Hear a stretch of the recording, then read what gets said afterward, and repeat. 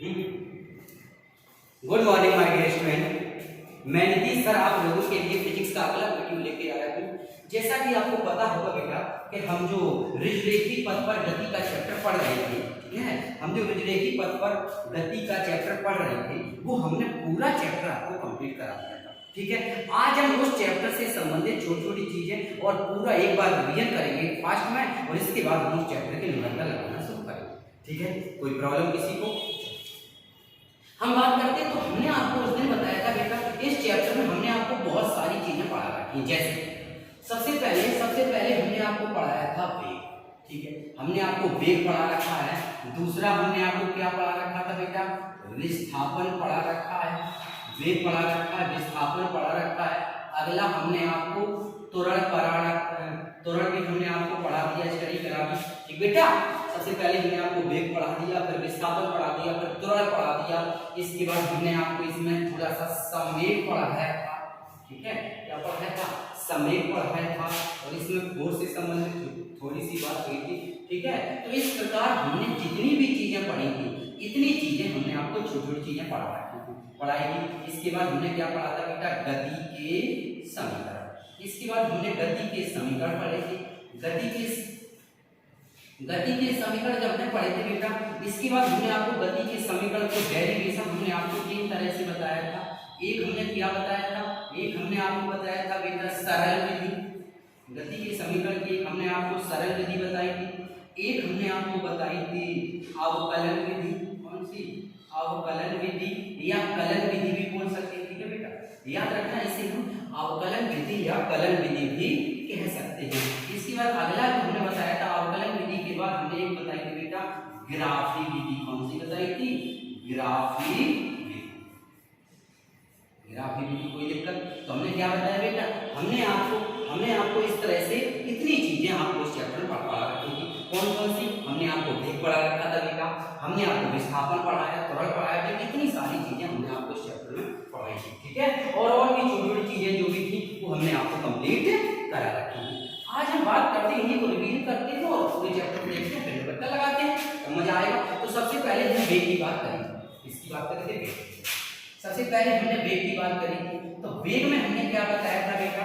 वेग से पहले, वेग को पढ़ने से पहले आपको एक बात पता होनी चाहिए, विस्थापन क्या होता है बेटा?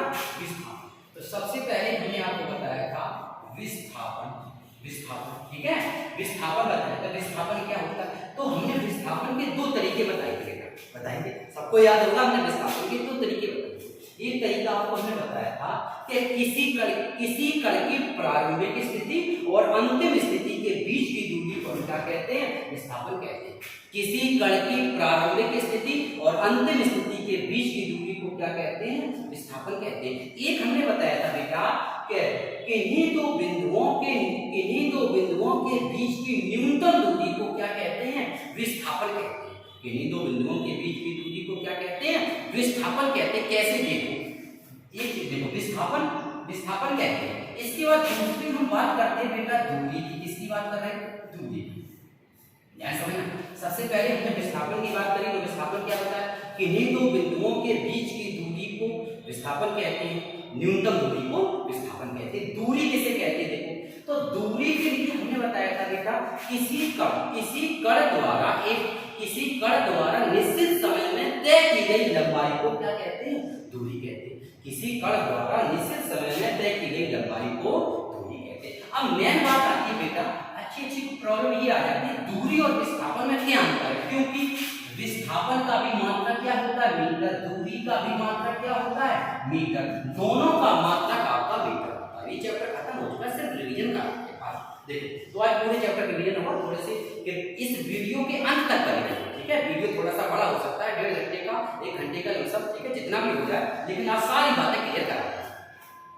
तो दूरी का मात्रक मीटर होता है, विस्थापन का मात्रक अंतर क्या है? तो जैसे हमने एक ये एक खेत है। क्या है बेटा? एक खेत है। ठीक है, एक खेत है। आप इस बिंदु ए पर, ठीक है, बिंदु ए पर बिंदु ए से, और ये जो खेत है बेटा ये वर्गाकार खेत है, मतलब इसकी प्रत्येक भुजा कितनी है? प्रत्येक भुजा बेटा 20 मीटर की है। कितनी है? 20 मीटर। समझना, ये वर्गाकार खेत है। आप बिंदु ए पर थे, आप बिंदु ए से आपने बिंदु ए से ठुमकना चालू किया, बिंदु ए से ठुमककर कहां पहुंच गए? बिंदु बी पर। बिंदु बी से ठुमके कहां पहुंच गए? बिंदु सी पे। बिंदु सी से ठुमके कहां पहुंच गए? बिंदु डी तक। बिंदु डी तक पहुंच गए तो आपको इतना ठुमकने में, ठुमकना समझते हो ना? हाँ, ठुमकना मतलब चलना। आपको इतना ठुमकने में टोटल हमने माना आपको टोटल आपको जो समय लगा हमने मान लिया 4 सेकंड लगा। कितना लगा? 4 सेकंड। समझ? आपको यहां से यहां तक ठुमकने में कितना समय लगा? आपको 4 सेकंड का समय लगा। ध्यान समझ। अब बात आती है कहां से? देखो, आपने बिंदु ए से ठुमकना चालू किया, बिंदु ए से पहुंचे बी पर, बी से सी पर, सी से कहां पहुंचे? बिंदु, और आपको बिंदु ए से बिंदु डी तक पहुंचने में 4 सेकंड का समय लगा। कितना समय लगा? 4। आपको बिंदु ए से बिंदु डी तक पहुंचने में 4 सेकंड का समय लगा। अब हम क्या करेंगे? इसके द्वारा हमें फाइंड करना है विस्थापन। इसके द्वारा हम फाइंड करेंगे विस्थापन। ठीक, और हम क्या फाइंड करेंगे? दूसरा हम इसके द्वारा फाइंड करेंगे विस्थापन और दूरी कितनी है। ध्यान समझना, विस्थापन और दूरी यहां से फाइंड करना है। ठीक है, चलो तो मेरी बात समझना। अगर सबसे पहले हम बात करते हैं दूरी की, तो दूरी का जो हमने बताया बेटा कि निश्चित समय कितना है? 4 सेकंड। आपने 4 सेकंड में कितनी दूरी तय की? तो सिंपल सी बात है बेटा, हम बिंदु ए पर थे। कहां पर थे? बिंदु ए पर। हम बिंदु ए पर थे, बिंदु ए से बी पर पहुंचे, कितना चले? 20। बिंदु बी से, देखो बिंदु ए से बी पहुंचे, सबसे पहले हम ए से कहां पहुंचे? बी। फिर ए से बी, बी से कहां पहुंचे? फिर हम बी सी चले, और फिर क्या चले? सी चले। यानी कुल दूरी ए से बी तक पहुंचने में हम कितनी दूरी चले? 20। फिर कितनी चले? 20, और फिर कितनी चले? 20। तो टोटल हमने कितनी दूरी तय की? तो आपका आंसर होगा सर, टोटल हमने 60 मीटर की दूरी तय की। आंसर होगा, आप ये कह सकते हैं टोटल आपने 60 मीटर की दूरी तय की। क्लियर है? अगला हम क्या निकालेंगे बेटा? अगला हम निकालेंगे विस्थापन क्या होता है। तो विस्थापन हमने आपको क्या बताया? किसी कण की प्रारंभिक स्थिति। आपने कहां से ठुमकना चालू किया? बिंदु ए से।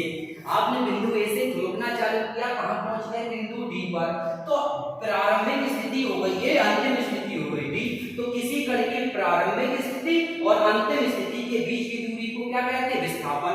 तो ए और डी के बीच की दूरी कितनी है? 20। तो आपका विस्थापन कितना आ जाएगा? तो यहां से ये छोटी सी बात है कि दूरी एक अलग चीज है। ठीक है, दूरी एक अलग चीज है, क्योंकि ए से बी, बी से सी, सी से डी। तो इस प्रकार आप घूम के पहुंचे तो दूरी तो मान लो 60 मीटर आ गई, लेकिन विस्थापन कितना आ गया? विस्थापन आपका 20 मीटर आ गया। क्यों? तो हम ये कह सकते हैं बेटा, किसी कण की प्रारंभिक स्थिति और अंतिम स्थिति के बीच की दूरी को क्या कहते हैं? विस्थापन कहते हैं। या फिर दूसरी परिभाषा देखो, मान लो हमें ए और डी के बीच की दूरी निकालनी। ठीक, तो एक रास्ता ये है बेटा, ए से बी, बी से सी और सी से डी। एक रास्ता ऐसे जाएगा और एक रास्ता डायरेक्ट ए से बी तक है। तो दूसरी परिभाषा हमने यहां से बना दी, इन्हीं दो बिंदुओं के बीच की न्यूनतम दूरी। क्यों? क्योंकि बेटा ए और डी के बीच की दूरी तो ये भी है, यहां से होते जाए तो भी डी तक पहुंचेंगे, लेकिन न्यूनतम दूरी, सबसे कम दूरी कितनी है? 20। तो आपका विस्थापन 20। क्लियर? तो यहां तक बेटा हमें आशा है कि बिल्कुल आपको क्लियर समझ में आया होगा कि दूरी इस तरह से फाइंड करते हैं, विस्थापन इस तरह से। तो विस्थापन का भी अर्थ आपके दिमाग में आ गया, जैसे विस्थापन मतलब डिस्प्लेसमेंट, दूरी मतलब डिस्टेंस। ठीक है, आगे चलो। अब इसमें कुछ पॉइंट समझिए। तो याद रखना बेटा, दूरी जो होगी, दूरी का मान शून्य हो सकता है। क्या पता है?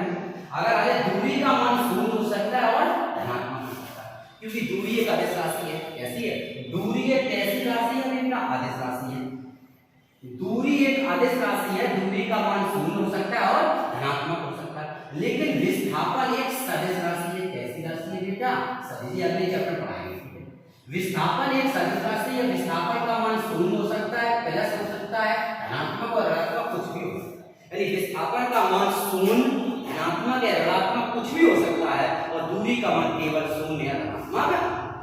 तो इतनी बातें बिल्कुल क्लियर हो गई, दूरी और विस्थापन के एक पॉइंट क्लियर हो गए। इसके बाद हम बात करते हैं दूरी विस्थापन। आपने जब पढ़ ली तो यहाँ से हम दो चीजें और पढ़ते हैं बेटा, वो पढ़ते हैं वेग। यहाँ समझना क्या पढ़ेंगे? वेग और चाप। क्या पढ़ेंगे? वेग और वैसे अगर देखा जाए वेग और चाल हम लोग एक समझते हैं, क्यों? क्योंकि वेग का मात्रा क्या होता है? वेग का मात्रक होता है बेटा मीटर प्रति सेकंड। क्या होता है? जो वेग होता है, वेग का मात्रक होता है मीटर प्रति सेकंड। चाल का भी मात्रक होता है, हमने क्या बताया बेटा? हमने आपको बताया वेग का मात्रक होता है मीटर प्रति सेकंड, चाल का मात्रक होता है मीटर प्रति सेकंड। तो वेग और चाल दोनों के ही मात्रक मीटर प्रति सेकंड होते हैं, लेकिन अंतर क्या है? जो वेग होता है, वेग को इंग्लिश बोलते हैं वेलोसिटी। क्या बोलते हैं? वेलोसिटी। तो वेग बराबर होता है विस्थापन बटे समय। क्या होता है? वेग बराबर होता है विस्थापन बटे समय। तो जरा ध्यान से देखो, इस दिए गए चित्र में हमने विस्थापन कितना निकाला? 20, और समय कितना लगा? समय देखो कितना लगा? 4 सेकंड। तो समय था 4 से भाग लगा तो आ गया 4 पंचे 20, आंसर आ गया 20 मीटर पर सेकंड। ठीक है, हम बात करते हैं चाल की। चाल बराबर फॉर्मूला होता है बेटा दूरी बटे समय। क्या होता है? चाल बराबर फॉर्मूला होता है दूरी बटे समय। तो जरा इसमें ध्यान से देखो, दूरी हमने कितनी तय की? 60। तो दूरी हमने 60 की, समय लगा 4, तो आंसर कितना आ गया? आंसर आ गया 15 मीटर पर सेकंड। कितना आंसर आ गया? 15 मीटर पर सेकंड। तो दोनों में जरा बेटा ध्यान से देखो, दोनों में आपको अंतर दिखाई दे रहा है। क्या देखो, वेग जो है, तो वेग का मान आया 5 मीटर पर सेकंड, और जो चाल है, चाल का मान आपका आया है 15 मीटर पर सेकंड। सही है, वेग का मान आया 5 मीटर पर सेकंड, और चाल का जो मान था वो आया बेटा 15 मीटर पर सेकंड। ठीक है, तो इस प्रकार चाल, अब आपको क्लियर समझ में आ गया होगा क्या क्या होगा बेटा? वेग किसे कहते हैं, विस्थापन किसे कहते हैं, चाल किसे कहते हैं, दूरी किसे कहते हैं, ये सारी चीजें क्लियर हो गई। अब हम बात करते हैं किसके ऊपर? अब हम बात करते हैं त्वरण के ऊपर। किसके ऊपर बात करते हैं? त्वरण के ऊपर। ठीक, देखो तो हम बात करते हैं, अब हम किसकी बात करते हैं? अब हम बात कर रहे हैं त्वरण की। किसकी कर रहे हैं बेटा? त्वरण की बात कर रहे हैं। त्वरण, तो त्वरण क्या होता है? मेरी बात ध्यान समझना बेटा। त्वरण, त्वरण, तो त्वरण बराबर, अगर हम जैसी परिभाषा की बात करें तो त्वरण को होता है, त्वरण को इंग्लिश में क्या बोलते हैं? एक्सीलरेशन बोलते हैं। त्वरण को इंग्लिश में क्या बोलते हैं? एक्सीलरेशन। ACCLERATION। ठीक है, इसे इंग्लिश में एक्सीलरेशन कहते हैं। और इसे क्या है? त्वरण का जो मात्रक होता है वो होता है मीटर प्रति सेकंड स्क्वायर। स्मॉल ए से पता है, तो छोटी छोटी चीजें वो आपको पहले से पता है। त्वरण की अगर हम परिभाषा की बात करें बेटा, किसकी बात करें? परिभाषा की। त्वरण की यदि हम परिभाषा की बात करें तो आपको पता होगा बेटा, त्वरण जो होता है उसकी परिभाषा होती है कि वेग परिवर्तन की दर को त्वरण कहते हैं। क्या कहते हैं? वेग परिवर्तन की दर को त्वरण कहते हैं।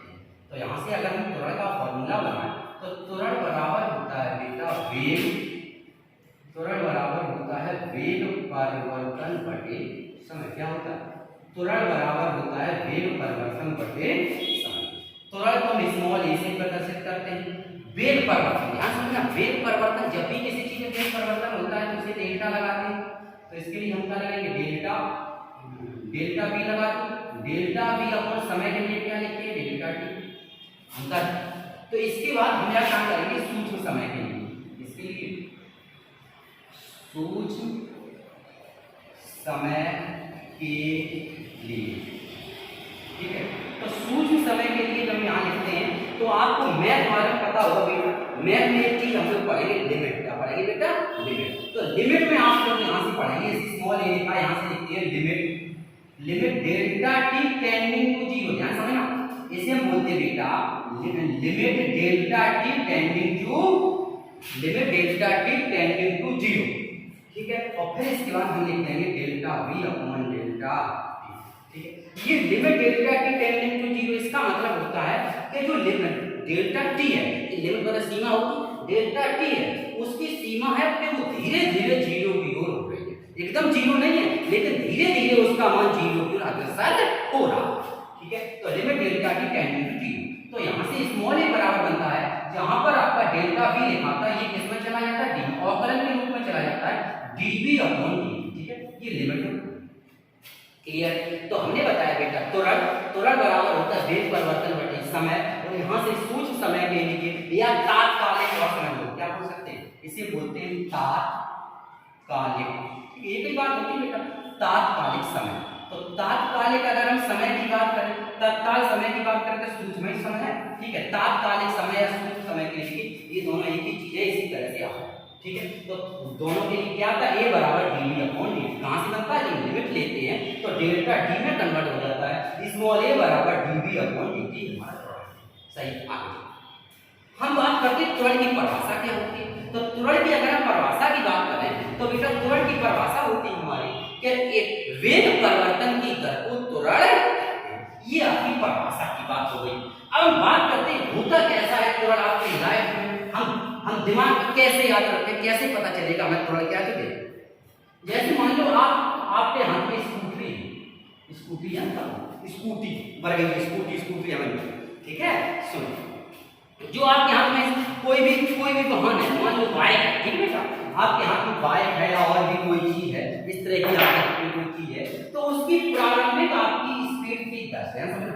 प्रारंभिक स्पीड कितनी थी 10, 10 से 20 हुई, 20 से 30 हुई, 30 से 40 हुई और 40 से कितनी हो गई 50 हो गई। ये जो स्पीड है कितने में, शुरुआत आपकी स्पीड, जो आपका वाहन था उस वाहन की स्पीड शुरू में कितनी थी 10 से शुरू हुई, जैसे 1 सेकंड बाद उसकी स्पीड 20 हो गई, अगले 1 सेकंड बाद 30, अगले 1 सेकंड बाद 40 और अगले 1 सेकंड बाद 50 हो गई। तो अगर आपसे हम ये पूछें कि इसमें सारी चीजें बताओ, तो सिंपल सी बात है बेटा, अगर हम पूछें u, तो u का मतलब होता है बेटा, सबको रटा है, u का मतलब होता है प्रारंभिक वेग, इनिशियल वेलोसिटी। तो प्रारंभिक वेग कितना आंसर आएगा 10। हम आपसे पूछे अंतिम वेग बताओ, तो अंतिम वेग कितना आएगा बेटा 50। लेकिन हम आपसे त्वरण पूछे, त्वरण कितना होगा, तो आप आंसर आप हाल दे सकते हैं।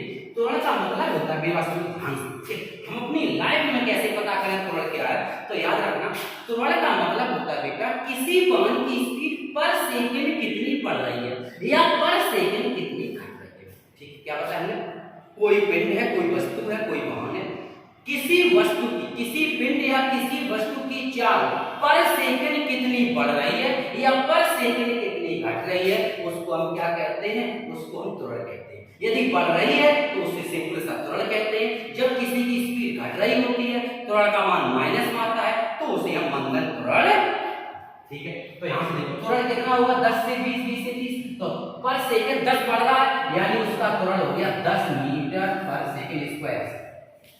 कितना हो गया 10 मीटर पर सेकंड, ठीक है।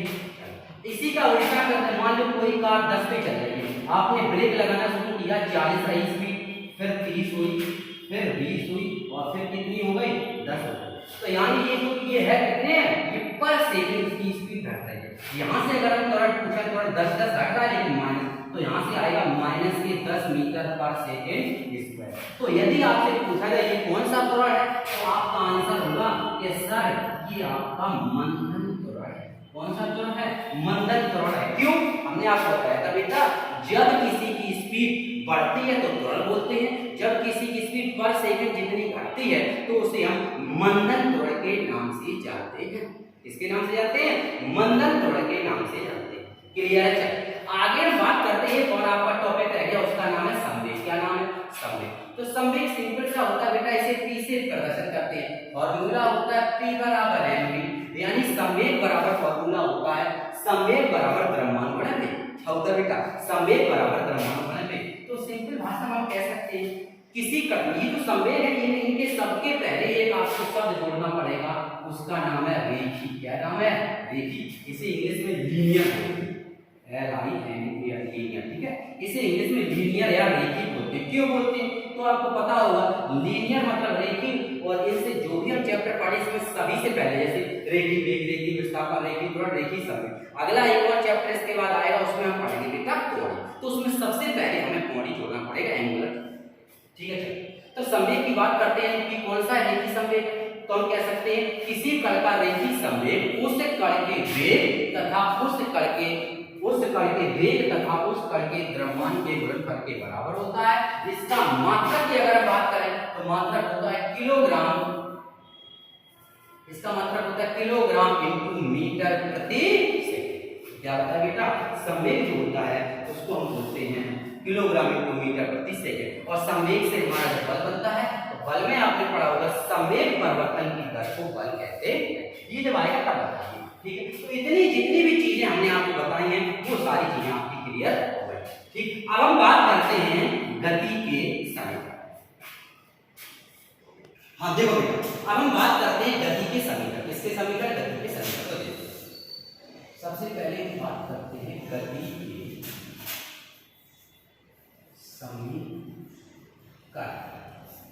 गति के समीकरण, तो गति के समीकरण कितने होते हैं? हमारे गति के समीकरण 3 होते हैं। एक होता है v बराबर u प्लस kt, एक हमारा दूसरा गति का समीकरण होता है s बराबर ut plus half at square, तीसरा हमारा गति का समीकरण होता है वो होता है बेटा u स्क्वायर बराबर v स्क्वायर बराबर u स्क्वायर प्लस 2as। ठीक है, तो हमने गति के समीकरण जो 3 हैं वो इस प्रकार, ठीक है, ये गति के समीकरण। ठीक है, हम बात करते हैं सरल विधि, तो इसके लिए हमने आपको बता दिया था सर, इसका वीडियो भी अपलोड है, आप देख सकते हैं सरल विधि द्वारा गति के समीकरण का निर्माण। ठीक है, इसके बाद अभी बात करते हैं बेटा अवकलन विधि। अवकलन विधि या कलन विधि दोनों बताएं। अवकलन विधि या कलन विधि द्वारा गति के समीकरण का निर्माण, ये भी हमने आपको करा दिया। वहीं से आपको पता चलता है ये सारी चीजें आपको याद रखना कौन सी थी। तो जैसे हम वेग की बात करें, मैंने आपको बताया था, अगर हम वेग की बात करें तो वेग हमारा क्या होता है? v होता है। अगर हम वेग की बात करें बेटा तो वेग हमारा क्या होता है? v होता है। इसका जो कलन के रूप में, अवकलन के रूप में होता है वो होता है dx अपॉन dt। v बराबर होता है dx अपॉन dt बताया था। त्वरण जो होता है स्मॉल a होता है, उसका मतलब होता है dv अपॉन dt, या फिर हम कह सकते हैं d2x अपॉन dt। ठीक है, ये जब भी हमारा सवाल थोड़ा सा कठिन फंसता है तो इस तरह से हम इसे क्लियर करते हैं। तो हमने क्या बताया बेटा, यहां से हम लोग पढ़ेंगे वेग v बराबर dx अपॉन dt, त्वरण स्मॉल a बराबर dv अपॉन dt बराबर d2x upon dt square. Clear? तो यहां तक आपका क्लियर हो गया। अब हम बात करते हैं ग्राफी विधि। किसकी बात करते हैं बेटा? ग्राफी विधि। ग्राफी विधि द्वारा गति के समीकरण। ठीक है, तो ये हमने निगमन कैसे करें ग्राफी विधि द्वारा, ये हमने आपको बेटा बिल्कुल क्लियर समझा रखा है। ठीक है, क्लियर समझा रखा है। अब हम बात करते हैं कि ग्राफ क्या होते हैं। आज का जो मेन टॉपिक है वो आ जाओ अपने टॉपिक पे, आज हम ग्राफ। ठीक है, देखो हम बात कर रहे थे, अभी मुझे बताया था बेटा गति के समीकरण हमने आपको क्लियर बता दिए 3। Yes sir. उन गति के समीकरण के द्वारा यहाँ लिखा है ग्राफ। ठीक है, तो अब हम ग्राफ के ऊपर बात करते हैं, क्योंकि कम समझ में आ जाएंगे आज, क्योंकि कॉपी बताएगी बेटा, तो आज बोर्ड पे आपको क्लियर समझाएंगे। ग्राफ में 5 प्रकार के होते हैं, संभवतः मतलब प्रकार तो बहुत सारे होते हैं, लेकिन यहाँ पर 5 रूप दिखाए गए हैं। तो सबसे पहले ग्राफ की हम बात करते हैं बेटा, तो ये ग्राफ देखो ध्यान समझना, हमेशा ग्राफ में 2 चीजें होती। कौन कौन चीजें होती है? एक अगर हम बात करें, एक इधर होता है y अक्ष और ये कौन सा अक्ष होता है? x अक्ष होता है। तो x अक्ष पे हमने किसको दिखाया? समय को। x अक्ष पे समय को दिखाया, y अक्ष पे किसको दिखाया? स्थिति को दिखाया। यदि आपसे कोई ये पूछता है, ये बताओ सर, ये बताओ कि इस ग्राफ का, इन ग्राफ बनी कौन से ग्राफ है, तो आपका आंसर होगा ये आपके स्थिति समय ग्राफ। कौन से ग्राफ है? स्थिति समय ग्राफ। क्लियर है? क्या बताया हमने? ये आपके स्थिति समय ग्राफ है। क्यों? क्योंकि जो चीज, ध्यान रखना बेटा, जो चीज हमारी y अक्ष पे होती है उसे जो पहले होती है उसे पहले लिखते हैं, और जो x अक्ष पे होती है उसे बाद में लिखते हैं। इस पे स्थिति को दिखाया गया, इस पे समय को दिखाया गया, तो दोनों को मिलाकर के हम इसे कहेंगे स्थिति समय ग्राफ। क्या कहते हैं बेटा? स्थिति समय ग्राफ। तो सबसे पहला ग्राफ आपकी स्क्रीन पर है, तो आपकी स्क्रीन पर इसमें देखो, इसमें जो पिंक कलर से ये देखो एक लाइन खींची गई, ये ग्राफ है। इस ग्राफ से क्या पता चलता है? तो ध्यान से देखो बेटा कि वस्तु की स्थिति ये हुई, वही स्थिति बनी है, लेकिन समय कैसा है? समय भिन्न भिन्न, समय बढ़ रहा है, समय बढ़ रहा है, लेकिन वस्तु की स्थिति ना तो कम हो रही ना ज्यादा हो रही। जब किसी वस्तु की स्थिति ना कम हो ना ज्यादा हो, अर्थात समय बढ़ता रहे, तो उसे क्या कहते हैं बेटा? ग्रामावस्था। जैसे हम जिस बोर्ड पर पढ़ा रहे हैं, ये बोर्ड हमारा उसी जगह है, समय सुबह से शाम से, कल परसों आपका जब कॉलेज बंद हुआ था बेटा, तब आप देखिए उसी जगह का जब आप आएंगे तभी भी आपको वही मिलेगा। बोर्ड कहीं भाग जाएगा क्या? नहीं भागेगा। तो इसे हम क्या कहेंगे? तो इसे कहेंगे वस्तु ग्रामावस्था में है। तो पहला जो ग्राफ आपके बोर्ड पर बना है, ये ग्राफ आपका ये बता रहा है कि वस्तु आपकी एक ग्रामावस्था में है। इसमें बेटा ग्रामावस्था में। चलो 2 नंबर ग्राफ। दूसरा ग्राफ आपको ये बता रहा है, देखो नीचे समय, ये स्थिति, दोनों को मिलाएंगे तो क्या बनेगा? स्थिति समय ग्राफ। ठीक है, स्थिति समय ग्राफ बता रहा है, ये जो हमने एक लाइन खींची है, ये लाइन क्या बता रही है? ये लाइन आपको ध्यान से देखो, एक बार यहाँ से स्टार्ट हुई, एक बार स्टार्ट हुई, सीधी उठती हुई चली गई। यानी जैसे ही समय बढ़ा, समय के बढ़ने के साथ साथ वस्तु की स्थिति भी ऊपर की ओर जा रही है, ना गिरी नहीं, हमेशा ऊपर की ओर जा रही है। अतः हम कह सकते हैं अतः वस्तु एक धनात्मक वेग से गतिमान है। अतः वस्तु एक धनात्मक वेग से गतिमान है, इसकी चाल बढ़ रही है अर्थात एक धनात्मक वेग से गतिमान। और पूछा गया इसकी प्रवणता क्या होगी, तो आप कहेंगे इसकी प्रवणता धनात्मक होगी। क्या होगी? धनात्मक। प्रवणता का मतलब होता है ये एंगल, प्रवणता मतलब हाई स्कूल पढ़ा होगा बेटा, प्रवणता कहते हैं झुकाव कहते हो, और प्रवणता कहते हैं झुकाव कहते हो, ढलान कहते हैं, ये सब क्या कहलाते हैं? टेंजेंट। एम होता है, एम बराबर टेंजेंट पर पढ़ा हुआ फॉर्मूला में, तो इसकी प्रवणता धनात्मक। इधर आ जाओ, जो तीसरा है, जो तीसरा ग्राफ करेगा, तीसरा ग्राफ आपको ये बता रहा है कि एक्स अक्ष पे, तीसरा ग्राफ आपका जो है बेटा वो आपके एक्स अक्ष पे किसको दिखाया गया? समय। तीसरा ग्राफ जो आपका है बेटा, तीसरे ग्राफ में एक्स अक्ष पर समय को दिखाया, क्या बताया हमने? तीसरे ग्राफ में एक्स अक्ष पर समय को दिखाया गया है, वाई अक्ष पर स्थिति को दिखाया गया, तो स्थिति समय ग्राफ बनेगा। अब ध्यान से देखना बेटा, वस्तु की स्थिति ऊपर से नीचे आ रही है, लेकिन समय बढ़ रहा है, समय बढ़ रहा है, वस्तु की स्थिति नेगेटिव जा रही है। अतः हम कह सकते हैं अतः वस्तु एक ऋणात्मक वेग से गतिमान। कैसे? चाल, वेग या चाल कुछ भी कह सकते हैं, ठीक है, नॉर्मल भाषा में। तो हम ये कह सकते हैं अतः वस्तु एक ऋणात्मक वेग से गति कर, ऋणात्मक वृद्धि की ओर गति कर, ऋणात्मक वेग से गति कर। इसकी प्रवणता की बात करें तो कहेंगे इसकी प्रवणता कैसी होगी? इसकी प्रवणता धनात्मक होगी और इसकी प्रवणता ऋणात्मक होगी। इधर आ जाओ, जो आपका चौथा ग्राफ दिखाया गया, चौथे ग्राफ में आपको बताया गया है कि जो ग्राफ है बेटा वो आपका चौथे ग्राफ में वस्तु की चाल समय के साथ साथ वृद्धि हो रही है। देखो बढ़ रही है, समय के साथ साथ वस्तु की चाल में वृद्धि हो रही है, लेकिन इसकी प्रवणता भिन्न भिन्न बिंदुओं पर भिन्न भिन्न है। कैसे? अगर हम बेटा इस बिंदु की बात करें तो यहाँ पर प्रवणता अलग है, इस बिंदु पर अलग है, इस बिंदु पर अलग है, इस बिंदु पर अलग है। यानी हम ये कह सकते हैं कि इसमें इसके धनात्मक मतलब इसकी चाल में धनात्मक वृद्धि हो रही है, लेकिन इसकी प्रवणता भिन्न भिन्न बिंदुओं पर भिन्न भिन्न है। क्या बताया बेटा? इसकी जो प्रवणता है, इसकी प्रवणता भिन्न भिन्न बिंदुओं पर भिन्न भिन्न। क्लियर है? इधर आ, ये जो आपका पांचवा ग्राफ है, क्या बताया? पांचवा ग्राफ, ये जो आपका पांचवा ग्राफ है, ये आपको ये बता रहा है बेटा कि कण की स्थिति पहले बढ़ी, फिर स्थिर हो गई, फिर घटी, फिर घटी। ठीक है, तो ये बीसी ये आपको एक वक्र की तरह दिखाई दे रहा है। अतः आप कह सकते हैं इसकी स्थिति पहले बढ़ी, फिर स्थिर हो गई और फिर घटना शुरू हो गई। इस तरह से इसमें मतलब वृद्धि, स्थिर और घटना, ये तीनों ही अवस्था दिखाई गई है। इस प्रकार हमारे ये 5 प्रकार के ग्राफ हैं जो आपकी कोर्स से संबंधित हैं, जो आपके नॉर्मल ग्राफ है। ठीक है, चलो आगे हम बात करते हैं बेटा, ये जो 5 ग्राफ आपको दिखाई गए नॉर्मल ग्राफ होते हैं, इनसे संबंधित ही हमारे नए नए ग्राफ बनते हैं। जैसे अभी हमने स्थिति समय ग्राफ बनाया, ऐसे ही आप बनाएंगे वेग समय ग्राफ, त्वरण समय ग्राफ, तो इसी तरह से हमारा बनते शुरू हो जाए। ठीक है, चलो अब हम बात करते हैं कुछ प्रश्न के ऊपर इस ग्राफ से कैसे कैसे देखेंगे। देखो सबसे पहले हम बात करते हैं, देख रहा है एक बोर्ड पे आप लोग ग्राफ हम बना रहे हैं। इस ग्राफ पर ध्यान से देखना, ये हमारा समय है, समय ये क्या है? समय। ये समय है कौन सा? वाई अक्ष है, ये वाई अक्ष है, समय है, ये क्या है? एक्स अक्ष है। तो वाई अक्ष पर बेटा समय को दिखाया गया और एक्स अक्ष पर हम किसी की स्थिति दिखाने वाले, हमने स्थिति दिखानी, कोई दिक्कत तो नहीं। चलिए सबसे पहला तो आंसर ये जाएगा, यहाँ से स्थिति दिखा दी, क्या बनेगा? तो ग्राफ हमने ऐसे करके खींच दिया ग्राफ। अब ध्यान से सबसे पहले हम बात करते हैं, ये जो ग्राफ हमने बनाया इस ग्राफ का नाम क्या है? तो हमने बताया आपको सबसे पहले जो वाई अक्ष पे होगा उसका नाम लिखेंगे समय, फिर जो एक्स अक्ष पे होगा उसका नाम लिखेंगे स्थिति, दोनों को मिला देंगे तो हमारा बन जाएगा बेटा स्थिति समय ग्राफ। क्या बन जाएगा? तो दोनों को मिला देंगे तो हमारा बन जाएगा बेटा स्थिति समय ग्राफ। सॉरी गलत हो गया बेटा, समय और स्थिति, समय स्थिति ग्राफ, सॉरी जैसे हो गई। तो दोनों को मिलाकर के ये जो हमारा ग्राफ है, ये ग्राफ हमारा कहलाएगा समय स्थिति ग्राफ। क्या कहलाएगा बेटा?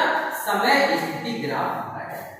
अब हम बात करते हैं ये ग्राफ किसको प्रदर्शित करता है, क्या संभव है? सबसे पहले तो ये बताना ये ग्राफ क्योंकि आप बता चुके किसको प्रदर्शित करता है, तो आपका नाम हो गया ये समय स्थिति ग्राफ है। तो अब देखो जो अब हम बताने जा रहे हैं बेटा, हम आपको थोड़ी सी मतलब एक थोड़ा सा मेथड बता रहे हैं। देखो बेटा, तो हम बता रहे हैं अब हम जो आपको मेथड बता रहे हैं, ये मेथड बेटा हम आपको थोड़ी सी जुगाड़ कह दो, क्या कह दो, जुगाड़। तो जुगाड़ की बात आ गई तो इंडिया हमारे जुगाड़ के नाम पे बहुत ही आगे है। कैसे, थोड़ी सी बात है, सुनना। जुगाड़ का मतलब क्या था बेटा, एक बार जैसे आपको पता होगा हमारी 3 पद्धति होती है, एक एमटीएस पद्धति, एक सीजीएस पद्धति और एक एफटीएस पद्धति होती है। इन तीनों पद्धति में से एमटीएस पद्धति को हम लोग क्या कहते हैं, इन तीनों पद्धति में से हम लोग एमटीएस पद्धति को कहते हैं एसआई पद्धति। क्या कहते हैं बेटा, एमटीएस पद्धति को हम लोग एसआई पद्धति कहते हैं। एसआई पद्धति का मतलब क्या होता है, इंटरनेशनल सिस्टम, यानी अंतरराष्ट्रीय पद्धति के नाम से जानते हैं।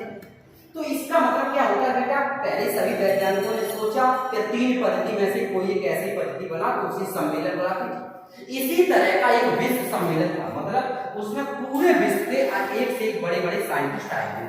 क्या बताया, उसमें एक से एक बड़े बड़े साइंटिस्ट आए हुए। जब एक से एक बड़े बड़े साइंटिस्ट आए हुए थे कहां पर, वहां पर आए हुए थे सम्मेलन। तो वहां पर जब एक से एक बड़े बड़े साइंटिस्ट आए हुए थे, सब लोग अपने अपने आविष्कार दिखा रहे थे, सब लोग अपने अपने आविष्कार दिखा रहे थे। तो उसमें जापान वाले ने दिखाया, अमेरिका वाले ने दिखाया, सब लोग अपने अपने आविष्कार दिखाए। लेकिन इंडिया वाला व्यक्ति आपने पढ़ा होगा, इंडिया वाले व्यक्ति कैसे होते हैं, आलसी व्यक्ति होता है। कैसा व्यक्ति होता है, आलसी व्यक्ति होता है। तो वो क्या किया, एक बार रूम में गया जहां पर उनके लिए रुकने की व्यवस्था की गई थी। वो इंडिया वाला व्यक्ति बेटा रेस्ट रूम में गया और उसी एसी में सो गया। सारे जितने भी और उनके साथी थे विदेशों से, अलग अलग देश के थे, उन्होंने कहा चलो भाई इंडिया के लिए आप भी कुछ दिखाओ। इंडिया वाला बोला तुम जाओ यार, हमें सोन दे यार, व्यर्थ की बात ना करो, मस्त एसी मिली है, गद्दा मिला, मुझे लेटने दो, आराम करना। तो सभी लोगों ने अपने अपने आविष्कार दिखाए। सब लोग भाई, सम्मेलन खत्म हो गया, सम्मेलन खत्म हो गया, इंडिया वाले इसका आ गया सम्मेलन खत्म। इंडिया वाले ने सूट वूट पहने, कपड़े अपने लगाए, चल गए। इंडिया वाला आलसी तो आलसी व्यक्ति, उसने कुछ नहीं दिखाया। जब उसने कुछ नहीं दिखाया, सब लोग चल गए। चलने के लिए सबसे पहले व्यक्ति जापान वाला, अमेरिका वाला व्यक्ति था, वो मेडिसिन की दुनिया का बादशाह कहा जाता है। तो अमेरिका वाले व्यक्ति ने क्या किया, अपने जहाज को जो जिससे भी एरोप्लेन से आया था उस एरोप्लेन को स्टार्ट किया। जैसे बेटा उसने एरोप्लेन को स्टार्ट किया, एरोप्लेन स्टार्ट नहीं हुआ। जब अमेरिका वाले व्यक्ति ने एरोप्लेन स्टार्ट किया तो एरोप्लेन स्टार्ट नहीं हुआ। जब स्टार्ट नहीं हुआ तो उसने बहुत सारी मैकेनिक वगैरह बुलाई, उन्होंने देखा नहीं हुआ। फिर जापान के, जानते हो टेक्निकल दुनिया के बादशाह होते जापान के साइंटिस्ट ने देखा, पूरा एरोप्लेन खोल दिया, पूरा एरोप्लेन खोल दिया। इसके बाद फिर उसे कसा, फिर उसमें सारी चीजें देखी, उसे फिट कर दिया, फिर स्टार्ट किया, स्टार्ट किया, मीटिंग हुआ।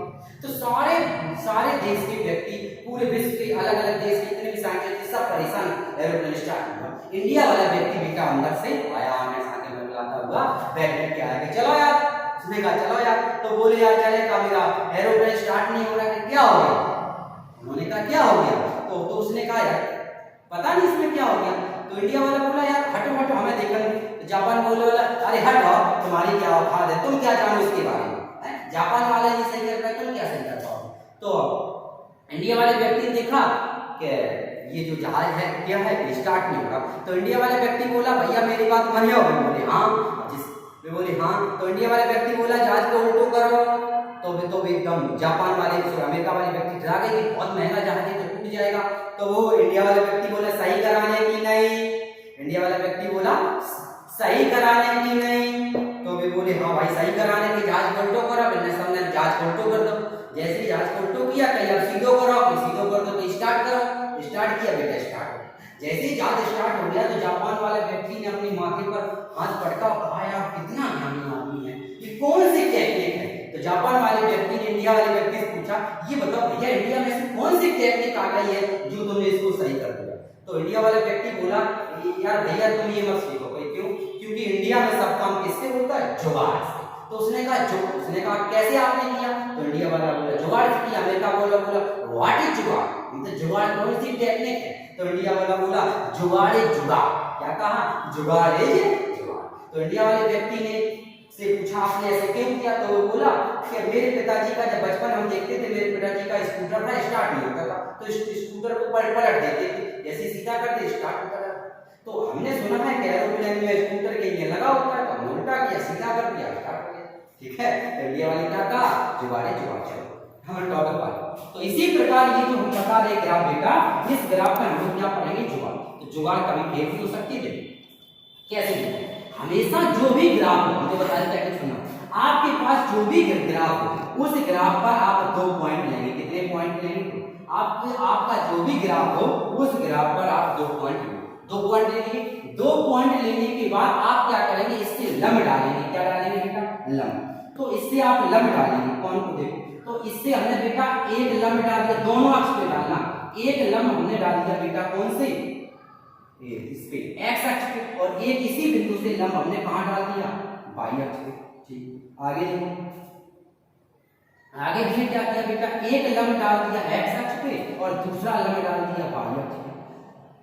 दूसरा अक्ष हमने इसी तरफ डाल दिया यहाँ पर सीधे। अब ध्यान से देखो बेटा कि समय बढ़ रहा है, देखो वस्तु की स्थिति बदल रही है। देखो पहले स्थिति ये थी नंबर 1 और फिर स्थिति हो गई नंबर 2। तो ध्यान से देखना बेटा, वस्तु की स्थिति बदल रही है। पहले एक स्थिति थी, फिर स्थिति कितनी हो गई? 2, लेकिन समय नहीं बदल रहा। क्यों? क्योंकि समय अगर एक था तो एक ही सीध में, क्योंकि ये दोनों पॉइंट हैं तो एक ही सीध में। इसका मतलब है बेटा कि वस्तु की स्थिति बदल रही है लेकिन वस्तु का समय नहीं बदल रहा। क्या ऐसा हो सकता है? ये बताओ, क्या ऐसा कोई व्यक्ति है या ऐसा कोई है जो करेक्ट 4 बजे दिल्ली में भी हो, अमेरिका में भी? ये तो कौन कर सकता है? भूत कर सकते हैं, यमराज। ठीक है, रियल में किसी पुरुष की तो क्षमता है नहीं। तो इस तरह से क्यों? क्योंकि बेटा हम 4 बजे, हम आपसे कहें 4 बजे, करेक्ट 4 बजे हम दिल्ली में भी हो और करेक्ट 4 बजे हम लोग मुंबई में भी हो, दिल्ली में भी हो और करेक्ट 4 बजे हम लोग चेन्नई में भी हो। तो ऐसा होना संभव है क्या? बिल्कुल असंभव है। तो यानी हम ये कह सकते हैं जब किसी का समय नहीं बदल रहा है तो उस वस्तु की स्थिति कैसे बदल रही है? यानी हम ये कहेंगे ये जो हमारा जो ग्राफ है ये कैसा है? असंभव है। कैसा है? असंभव। याद रखिए। तो इसी प्रकार आपसे पूछा जाता है, सबसे पहला प्रश्न आता है कि कौन सा ग्राफ संभव है और कौन सा ग्राफ असंभव है। क्यों? क्योंकि बेटा समय नहीं बदल रहा, स्थिति बदल रही। समय नहीं बदलेगा क्योंकि समय बदला, स्थिति ना बदले, तब तो हमारा हो सकता है ग्राफ नंबर 1। पता है, जब किसी का समय बदले स्थिति ना बदले तो ग्राफ नंबर 1 होगा, यानी ग्राफ प्रश्न वस्तु होगी। लेकिन जब किसी का समय ना बदले लेकिन स्थिति बदले तो ये असंभव है। इसी प्रकार एक और ग्राफ बहुत पूछा जाता है, जैसे हमने ये लिख दिया, देखो ध्यान से, ये लिख दिया, ये हमारा y अक्ष होगा, ये x अक्ष होगा। ठीक है, चलो तो ये हमारा किसको प्रदर्शित कर रहा है? समय। ये हमने समय मान लिया। ठीक है, समय को प्रदर्शित कर रहा है। ये किसको प्रदर्शित कर रहा है? समय को। ये समय को प्रदर्शित कर रहा है। इसकी हम बात करें ये किसको प्रदर्शित कर रहा है? ये आपको, ये किसको प्रदर्शित कर रहा है? तो आप कहेंगे ये स्थिति को प्रदर्शित कर रहा है। किसको कर रहा है? स्थिति। ठीक है, ये आपका समय, ये आपका समय को प्रदर्शित कर रहा है और ये आपका स्थिति को प्रदर्शित कर रहा है। तो एक समय और एक स्थिति को प्रदर्शित कर रहा है तो हम क्या करेंगे? देखो ऐसे ग्राफ लिखेंगे। तो यहाँ से बेटा हमने आपको बताया कि यहाँ पर 2 बिंदु लेने, बिंदु ये एक ही, तो यहाँ से एक लंब इधर डाल दिया और एक ऐसा सीधा यहाँ लंब एक बन गया। तो दोनों ही स्थिति जरा देखो कि वस्तु का समय नहीं बदल रहा लेकिन वस्तु की स्थिति बदल रही है। पहले एक स्थिति थी, अब कितनी हो गई? तो यानी ये कैसा है? ये भी हमारा असंभव। ऐसा है बेटा, ये हमारा असंभव।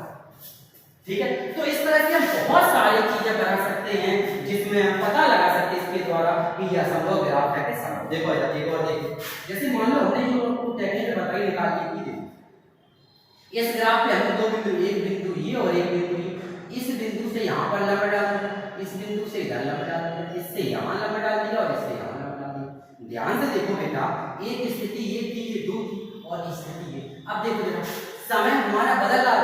समय 1 था, 1 पॉइंट से कितना 2 पॉइंट हो गया, लेकिन वस्तु की जो स्थिति 1 थी वो 1 ही है। यानी वस्तु की स्थिति नहीं बदल रही है, समय बदल रहा है। ऐसा हो सकता है वस्तु की स्थिति नहीं बदल रही लेकिन समय बदल रहा है, ऐसा हो सकता है। अर्थात हम कह सकते हैं वस्तु कैसी है? वस्तु आपकी विराम अवस्था में। ठीक, इधर आ जाओ, इसमें देखो, इसमें जरा देखते हैं, एक पॉइंट हमने ले लिया, एक पॉइंट ले लिया, यहाँ से इस पर लंब डाला, एक पॉइंट, यहाँ से इस पर लंब डाला, इससे इस पर लंब डाला बेटा 1 पॉइंट, इससे इस पर लंब डाला 2 पॉइंट, इससे इस पर लंब डाला 2 पॉइंट। अब जरा ध्यान से देखो बेटा, वस्तु की जो स्थिति थी, वस्तु की जो स्थिति थी वो कहां से हो गई बेटा? 0 से 1, 1 से 2, यानी वस्तु की समय हमारा कहां था बेटा? 0 से 1 और 1 से 2, यानी समय हमारा बढ़ रहा है, समय बढ़ रहा है लेकिन वस्तु की स्थिति भी बढ़ रही है 0 से 1 और 1 से 2, यानी वस्तु का समय भी बढ़ रहा है, वस्तु की अतः वस्तु की प्रवणता धनात्मक होगी, अतः वस्तु में धनात्मक वेग से गतिमान, ठीक है। अब देखो ये ग्राफ बेटा ऐसे भी बनता है, कभी कभी तो मैं ऐसे कर, लेकिन ध्यान से कंफ्यूज मत होना, ये ग्राफ आपका ऐसे भी बन सकता है, ऐसे किया और यहाँ से ऐसे खींच दो, ठीक है। ये हमारा क्या होगा, समय, और ये किसको प्रदर्शित करेगा, स्थिति को, ये समय को प्रदर्शित करेगा, ये स्थिति को प्रदर्शित करेगा। अब इस ग्राफ और इस ग्राफ में अंतर क्या है, इस ग्राफ का मतलब है जो कण की स्थिति है वो 0 से शुरू हुई है, कण की जो स्थिति है वो 0 से शुरू होकर के जा रही है, और इसका मतलब है कि कण की जो स्थिति वो प्रारंभ से एक मतलब कुछ थी, यानी हम कह सकते हैं कण की स्थिति प्रारंभ में कुछ थी, क्योंकि तभी तो 0 के ऊपर से हमने लाइन खींची है, यानी जब हमने सवाल लगाते बेटा उसका प्रारंभिक वेग कुछ होता है, तो यहाँ पर ये कुछ प्रारंभिक वेग को निरूपित करता है, उसका प्रारंभिक 0। क्लियर। तो बेटा जितने भी हमने आपको ग्राफ आज पढ़ाए ये सारे ग्राफ में छोटी छोटी चीजें हमने आपको एक चीजें एक बारीक चीजें हमने आपको क्लियर करा दी, ठीक है। तो अब मुझे आशा है कि ये चैप्टर आपको क्लियर रूप से हो गया होगा। पूरे चैप्टर का एक बार हमने फिर से आपको पूरे चैप्टर का हमने आपको एक बार फिर से रिवीजन करा दिया और पूरा चैप्टर आपका क्लियर हो गया होगा।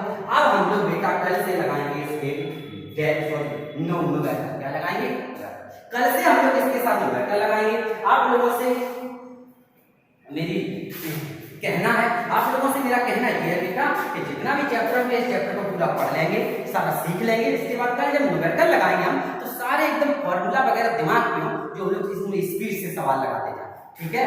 तो और दूसरी बात कहना है कि आपको वीडियो कैसा लगा, अच्छा लगा, खराब लगा, जो भी जैसा भी लगा हो वो सारी बात हमारे कमेंट बॉक्स में लिख के हमें बताएं। कोई डाउट हो वो भी हमें बता दें, इससे संबंधित और कोई आपको वीडियो चाहिए या कोई सहायता चाहिए तो वो भी आपको मिलेंगे। इसी के साथ ही मैं नीतीश सर आप लोगों से विदा लेता हूँ। Okay, good bye.